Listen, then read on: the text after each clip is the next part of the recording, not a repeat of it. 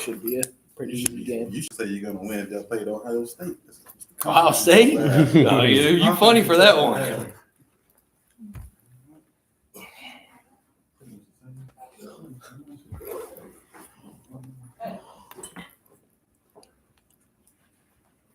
You ready for the test in Gary's class?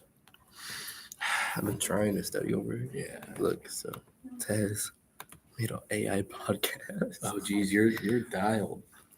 I'm only on page 23 though. Have you heard anything else on the Aiden case? I see people post about it on my story. What do you want to know? Is he gonna make it? Well, he was alive in the hospital. Mm-hmm. Did you go back there this morning? I did not. No. I did not. Was he drunk driving or just? No, he had nothing in the system. Oh, wow. He was in possession of alcohol, but he wasn't. He blew zeros. Yeah, he was. There was no drugs in the system. That's surprising. I think he got sober. I'm not sure because he was really bad at one point. He was posting on the story like. Mm-hmm.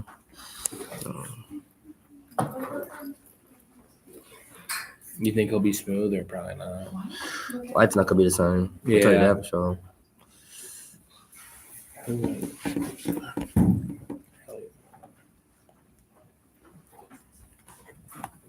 So this class is going to be a little more difficult than the intro to criminal justice. It may be a little bit easier for me to teach because this is what I'm doing now. Things will be done a little bit different when you turn your assignments in. I'm going to address the elephant in the room before we start. Like 3 or 4 people had the exact same discussion board post. Yeah.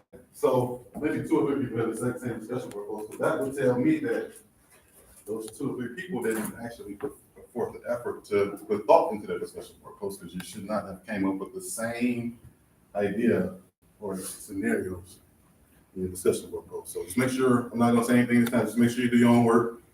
If you use AI, they don't really want you to use AI on this campus, but if you use it, only use it for a guidepost. So if you want to tell you to give me things about cultural competency, allow it to give you articles, but you still have to read the article. Don't tell it to do the work for you. Tell it to give you ideas and articles to read about this topic, all right? So just make sure you use it AI appropriately if you're going to use AI. Don't you tell it to put a question in there and tell it to give you an answer, and you copy it to the discussion board. I can do the same thing you did and figure out exactly where you got it from if you're one of those individuals that use AI. It was a small portion of somebody that did that, so I'm not saying anybody here did it. Just an overall general announcement. All right. So use AI to give you ideas. Don't use it to do the work for you. All right. So like I said, we asked to give you some on cultural competency. Ask you for an article that you can read. So read up on cultural competency, then synthesize your article, your answer. Meaning you read it and you tell me what you got from the article in your own words, not from a copy and paste from the assignment. All right. We all good with that? Yes, sir. Mm-hmm. I know what synthesize means. Read, get your own ideas of what you thought it said, whether you're right or wrong with your recollection of the article. It's fine. It's your recollection of it. So nobody can say you're right or wrong. That's what you got from the article. That's what I want from you guys when you do the discussion board. And when you do discussion boards, make sure you add something new to the discussion. I don't want to see nobody putting in the discussion board, hey, I did the same thing. I said the same thing. That's not adding to the discussion. We need you to add a little more further. So pick something they talked about in their discussion board and try to move the conversation a little bit forward to learn something new. All right. I can read and see that 2 people posted the same thing. I don't need you to tell me that. Or you guys don't need each other to tell each other that, hey, I posted the same thing. Actually put more forth effort into it. Like read it and synthesize it and say what you got from the discussion board post. All right. So that's pretty simple there. So we should not have an issue with that. But you guys that just came in, before you guys walked in, we had an issue with the discussion board posts. All right. 3 people had the exact same discussion board posts. Right. So that will tell me what? Probably cheated. Probably cheated. All right.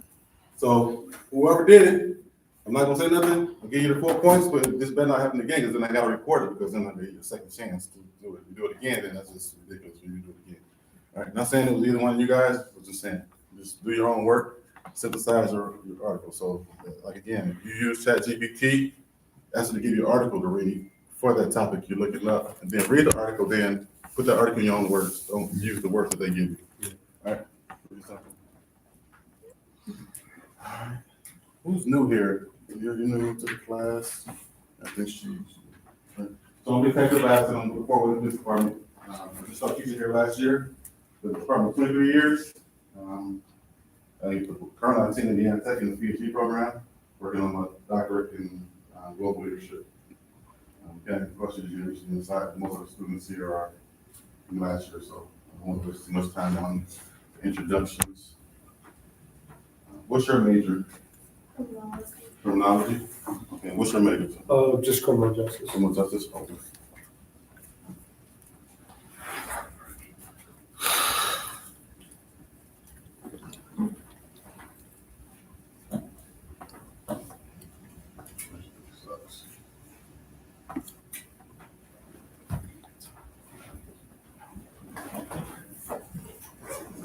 If I'm talking too fast, remember, be courageous and just tell me to slow down. You can even tell me to slow the hell down. I wouldn't care. Just let me know. All right. So we're going to do the introduction, Canvas instructions, qualitative, quantitative research, which you guys all should have read so far, pure and applied research, hypothesis and theory, and variable and theory. I'm sorry. It should have been independent variable and dependent variable.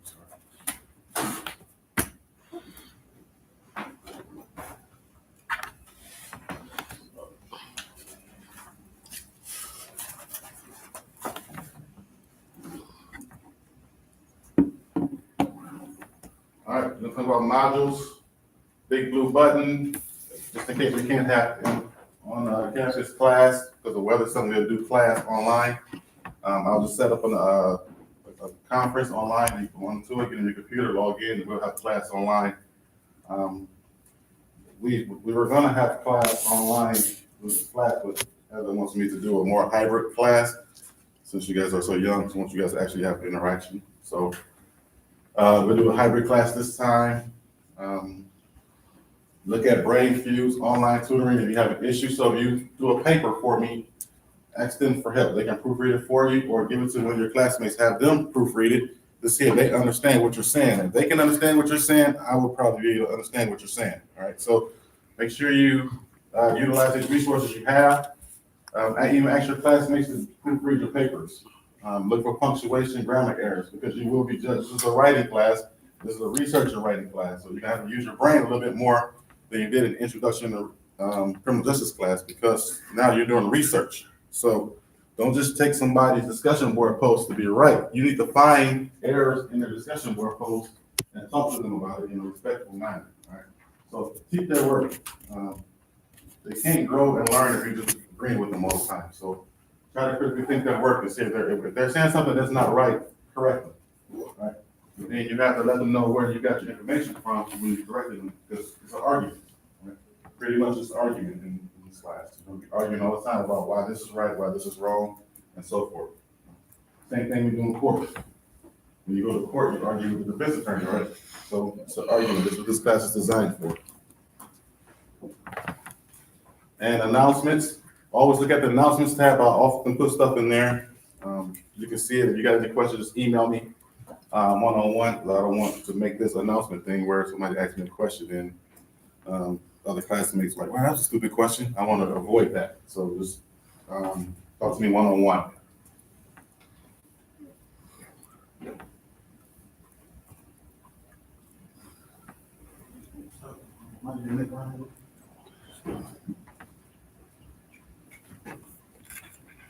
All right, Canvas assignments. Most Canvas assignments are due, the initial post is due by Thursday, 11:59. This week, I'm gonna give everybody credit if you didn't get it done on time, but moving forward, we're here. I'm telling you, there shouldn't be no reason why you shouldn't get it done on time. You know, class starts on Monday. There's no reason you can't do an initial discussion board post by Thursday at 11:59. That's almost 5 days for you one discussion board post done, all right? Responses are due by 11:59. You're supposed to respond to at least 2 students. A lot of people didn't do that. Again, this is our first class face-to-face. I'm telling you now, you're going to be judged by it further moving forward. Responses must further the conversation, not just affirm what they're saying. All right.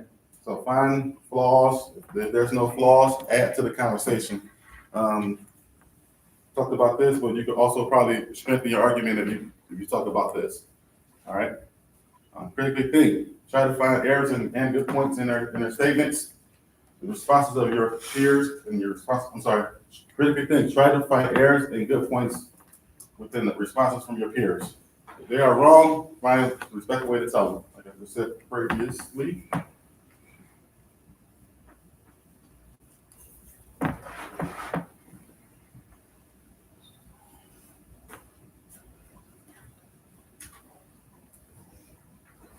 All right. So now qualitative research. Most of you guys got it right on defining it. I think almost everybody got it right. But I'll address it again. Basically, qualitative research gathers the lived experiences of participants. So basically, you're gonna do research with somebody, and the only way to do qualitative research is by basically doing interviews, focus groups. So you're getting their lived experiences in their world, not in your world, in their world. So they may see things different than you do in qualitative research. That doesn't mean that what they're saying is wrong or what you're saying is right. It's based on their experiences in their world. So you got to take that into consideration when you're doing qualitative research. Because when you do qualitative research, especially when you're doing qualitative research in the field that you're in, you may have different opinions on what they say, but you can only report what they say. You can't put your differences in opinions or your opinions inside of qualitative research. Right? So however you feel about it, if you feel that the death penalty is bad, if you interview somebody that said the death penalty is good, you can only report the death penalty is good in qualitative research. All right. Address the how and why. It's the open-ended questions. No qualitative question will have an open-ended, closed-ended response like yes, no, 5, 10, or 15 as a numeral value. It has to be where they're giving you their perspective based on the question you're asking them. So that's qualitative research. All right? Always open-ended questions. Then when you analyze qualitative research, you're looking for themes. So if we're talking about basketball, and he's talking about rebounds, he talks about rebounds, he talks about layups, he talks about rebounds, what's the most common thing? Rebound. So that's what you're looking for in qualitative work. What's the most common thing to make that particular topic true? So now you have enough credibility to say rebounds is very important in basketball because 3 out of 4 people said rebounds was important. All right, that's qualitative research. So things that are alike. So you get somebody saying rebounds are not important, and then it's the opposite way that their hypothesis is validated as well. Quantitative is different. It involves surveys, particularly trying to find things in a numerical value. Right? So qualitative can involve words as well, but those words are associated with a numerical value to gather information to build an analysis of a phenomenon. So whatever the issue is, that's what you call issues in the world, is phenomena. So we're talking about homelessness. That's a phenomenon. It's a big issue that we need to solve because it's causing complexities in the world. All right. It involves closed-ended questions. So when you ask somebody a question in a quantitative way, like, is her pants red? I'm probably going to get a closed-ended question. Yes. All right. So when you're doing research, you got to make sure that if you want to get information like closed-ended question, like I just want to know yes or no, I don't need you to elaborate anymore. Ask them a quantitative question. But if you want them to elaborate, don't ask them a quantitative question. Ask them a qualitative question. So it depends on what type of response you want from the person on which research method you're going to do. So, and I say that because when you do a research paper here, you're going to have to pick on what type of research style paper you're doing. All right. So therefore, your questioning has to match the research style, the research design. All right. So if you're doing a quantitative paper, you can't have open-ended questions. Or if you're doing a qualitative paper, you can't have closed-ended questions. So you got to make sure everything aligns. So we talk about here, how satisfied are community members with the police response time in their neighborhoods? All right. So with a quantitative question is going to pretty much give you, that's going to be in a numerical value. So 1 will be very dissatisfied, 2 will be dissatisfied, 3 neutral, and so on. And then you would give that answer based on which one you think is it's true. And all those numbers, based off what you do, how you code it, when you put it in the computer, and whatever number comes back the highest, like say it's very satisfied coming back highest, then you know that your theory must be true, that people are not like the communities. All right. And they call this the Likert scale. You see this a lot in quantitative research. The Likert scale.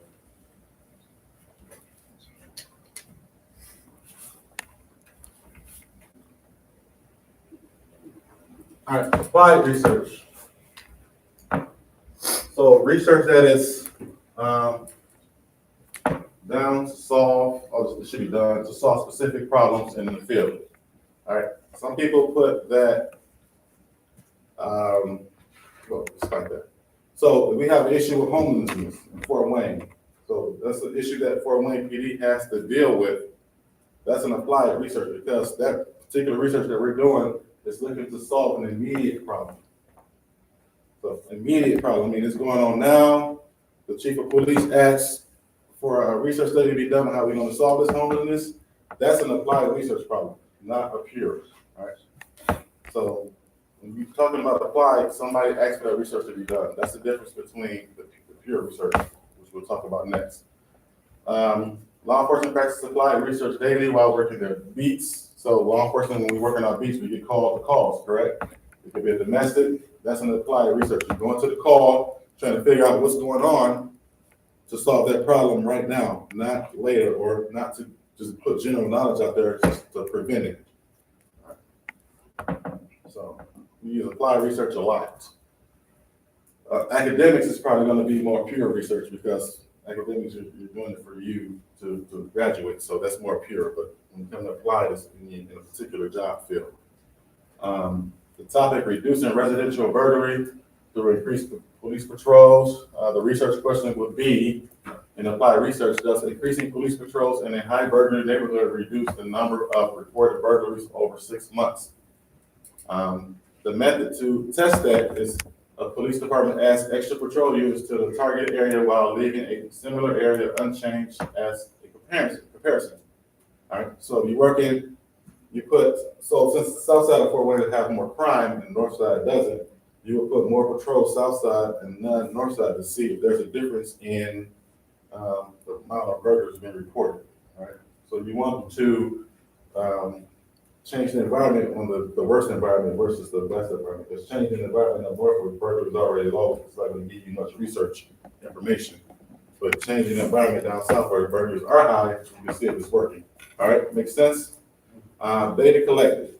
Number of burglaries reported before and after the patrol increased in both areas. So you want to see how it changed in both areas, not just one. Because then when you only do one, it's kind of swaying the results. All right.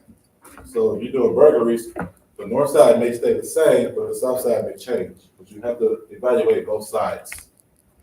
And the purpose is to apply findings directly to practice. That means the study that you're doing when they say practice. If the data shows burglaries dropped with more patrols, the department can adjust staffing strategies. So once we see that burglaries has dropped down south because we put more patrols there, we will increase the numbers down south to make that change in the environment. All right. So this is some of the things why we do research in law enforcement.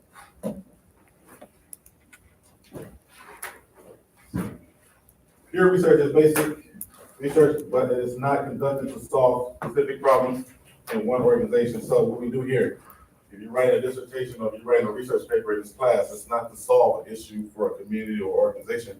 You're doing that for you. All right, so that's pure research. You're just gaining knowledge through education. A scenario, a criminal justice researcher wants to understand the psychological factors that influence why people obey the law. So that's criminal justice researcher. Research question is, what role does moral belief play in an individual's decision to comply with the traffic laws regardless of the likelihood of being caught? The method to test that theory or hypothesis is to conduct the surveys and interviews with drivers to explore their attitudes towards obeying the law, focusing on concepts like morality, legitimacy of authority, and personal values.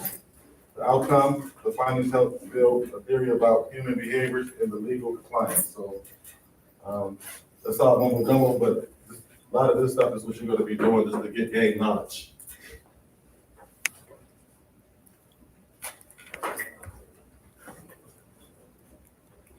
All right, hypothesis. Most of you guys got this rogue in your board discussion boards as well, but just need a little bit tweaking. And I commented on a lot of them on pretty much everybody that posted, except the ones that posted late. I got to go back and do you guys'. But a hypothesis is a specific testable statement or prediction about the relationship between two or more variables in policing or criminal justice. It guides research by giving investigators a claim to prove or disapprove. So in order to test a hypothesis, it has to be testable. All right. Can I pick on you, Deborah? Yes. Okay. Deborah is the one on death penalty. Anybody read it? All right. You can't test to see if death penalty decreased crime because the person's dead. You can't test to see if they're going to do it again since they're dead, right? So that would not be a hypothesis you can test. So that's why I'm putting it in the host. It has to be testable. All right. Thank you for letting me pick on you. People will let me do that. But that was a good one to use as an example on why you got to make sure it's testable. All right. Quantitative. Law enforcement increasing foot patrols in downtown areas will reduce the number of reported robberies compared to areas without increased foot patrols. All right. So quantitative, what's the big thing that you see here? Quantitative is based off numbers. All right. When we talk about qualitative law enforcement, officers who receive cultural competency training will report feelings, which deals with qualitative work, perspectives, observations, feelings more confident when interacting with immigrants community. So, like we talked about, I think we talked about cultural competency last class. This qualitative research will allow police officers to understand immigrant refugee communities, but understand their culture and how they operate. Because, like I said, people operate differently in their own communities. All right. So you have to be able to know that individual and build those relationships and trust in order to be effective in law enforcement. So here is the big thing we talk about when we talk about hypotheses, just make sure they're testable, because they are used to prove or disprove claims. So you can't disprove or prove it. You shouldn't probably be studying or using it as a research topic. All right. Some examples of law enforcement research theories is community-oriented policing, which is a theory. As a theory, COP suggests that building strong partnerships and trust between police and the community leads to lower crime, increased cooperation, and greater legitimacy of law enforcement. All right. So when you were talking about COP, those are strategies when you're talking about a theory, a framework for a theory. It's the strategy you're going to use to verify your claim. All right. So the core assumption: crime and disorders are best controlled when police and the community works together. That's basically what community policing is saying. That's me synthesizing what community policing is saying. I didn't write down here the core assumption is to build strong partnerships, trust between police and community, and lead to lower crimes. I put the crime and disorder are best controlled when we work together. So I kind of synthesized that whole sentence above. And the mechanism is through communication, collaboration, and joint problem solving. Officers and residents can address the root cause of crime, not just the symptoms. All right. So in criminal justice research, we're trying to get to how to prevent it from happening in the future, not just address it at that particular time. All right. So when we go to predictions, areas with strong police community trust will have lower crime rates, higher reporting of crimes, and more satisfaction with police services. So what is this initially saying overall? Okay.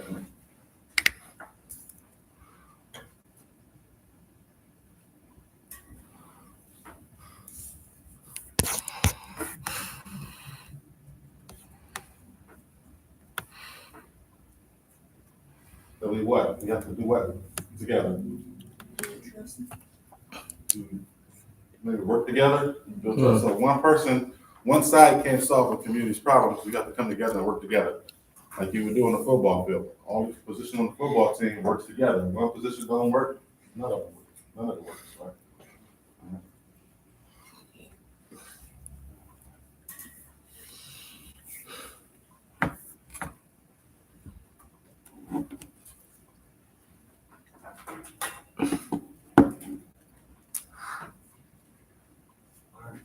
Examples of a theory. Research question: does implementing COP strategies in immigrant neighborhoods increase community trust and willingness to report crime? The hypothesis here, based on the community policing theory, is that neighborhoods where officers engage in community or policing strategies, community meetings, foot patrols, cultural outreach will show higher levels of residents' trust in police compared to neighborhoods without these strategies. All right, this is one thing that we lack today in law enforcement, that we don't do these things, so there's a big disconnect between police and the communities. All right. I'm one of the biggest criticism about community policing, because I think that most of us law enforcement agencies, we just do it to get grant money, but we don't use the money appropriately. All right. She probably will kill me for hearing me say that, but it is what it is. You know, I'm just gonna put it out there. So when we do engage with these communities, we got to engage in a way that we are building these relationships, and that's why we have this disconnect now. Man, you talk about historical values on why things are the way they are now, and we're not doing anything different than we did before in the past. So that's why we're having struggles right now. All right. And community policing provides explanations of why trust matters in crime reduction. Testable hypotheses. I underline testable because make sure it's testable. Trust and collaborations leads to measurable outcomes. All right. So in order to test a hypothesis, you have to be able to measure it. And frameworks of practice guides training, deployment, and policy. So once you get through doing all your research, your researcher gets sent to the chief of police, and he's going to read it, and he's going to use some of your training to deploy your recommendations into policy. All right.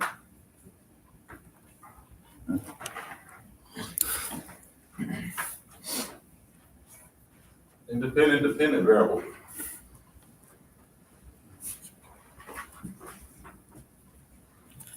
So, example study, research questions. Does social media awareness training for police officers reduce the number of complaints from college students?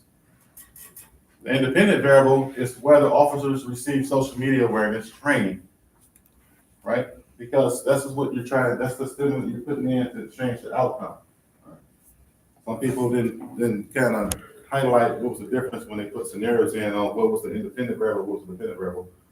All right, so make sure when you're putting it in there, if you want to go back and answer that, if you were the individuals that did put the difference between, and I actually commented on it, go back and just tell me which one's independent variable or dependent variable, and I'll give you full credit for that discussion board post. All right. And dependent variable is the number of complaints from college students. So that's measurable. So that's numerical. That's for numbers. So that's how you can tell between independent variable and your dependent variable. If it's asking for a result, it's probably a dependent variable. If it's inserting something to change the outcome, it's probably an independent variable. Another example is research question. How does increased campus police patrol presence affect students' feeling of safety? Independent variable would be the number of patrols on campus. And the dependent variable would be sense of safety, right? So independent variable is what you change, what you implement to change the outcome, which is dependent variable. This was the hardest thing for me to get when I started the PhD program. So that's why I put these examples in there, because it is difficult and it changes based on the scenario, independent variable, dependent variable can be. So just go back and look at it and just try to get an understanding the way you understand it. All right. So this here, you need to do this on your discussion boards and in your papers, because a lot of when you say something, you have to give the person where you got the information from credit. Otherwise, it's plagiarism. All right. So a parenthetical citation, you want to state what you said. So you may set a claim. Campus patrols have been shown to increase students' sense of safety. your claim is something that you say, that you would say. I feel safe at St. Francis. That's your claim. All right. So now you gotta look up something that states why you feel safe at St. Francis. And this is just an example. It's not have to do with your homework. Campus police patrols have shown to increase student sense of safety. Then you have to cite where you got this information from, because you don't know this unless you did some research to say you know that for a fact, right? So you got to cite your work, right? And when you do your homework, if you got to go back to this PowerPoint and learn how to cite it properly, you must do that, because otherwise you're plagiarizing. This is a research and writing class, so you have to do it correctly.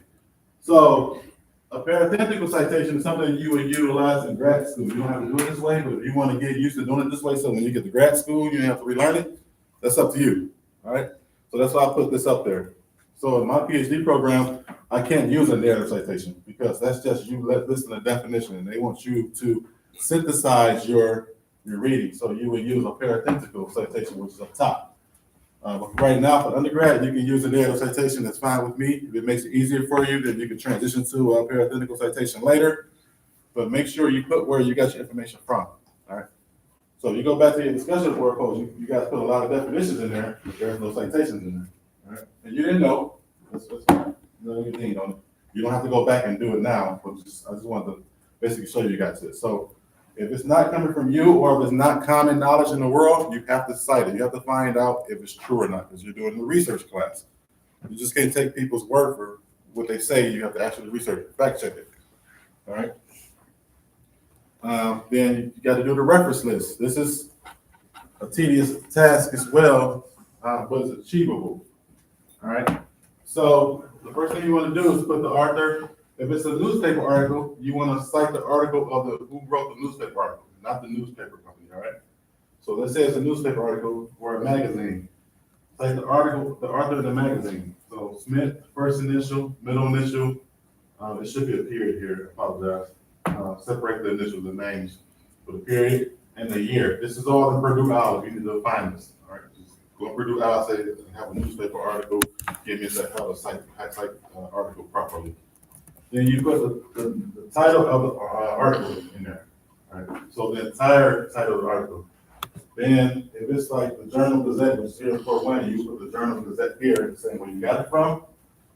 And then if it's a website involved in it, put a website there. All right. Instructors hate when you cite something from a book or a journal article in a database, or maybe a school database, and you don't put a website there. Now we have to go type all this in to find an article that you use. All right. That's going to get a red flag. So make sure you put the website in. You can even, this is what you would use ChatGPT for. Give me the DOI with this, what is the date of entry when you trying to cite it. Use the date of entries are here after the after the publisher. And say, give me the DOI for Smith JA 2021 campus policing, and they will give it to you. That's what you use ChatGPT for, something to guide you to certain places. All right. So if you have any issues with this, you can go to Purdue Owl to actually get this, or the APA manual as well. It would be great. Any questions? No, sir. You got all this? Yes, sir. This class gets harder as you go. It don't get easier. All right. So if something you don't get, shoot me email for clarification and so forth. But remember, you got to critically think when you read the stuff. Don't just give people grades because they wrote something. All right. We're good unless you got any questions. This is supposed to be just an introduction class. Okay, first meeting. Next week will probably be the full hour. See you guys Monday. Same class.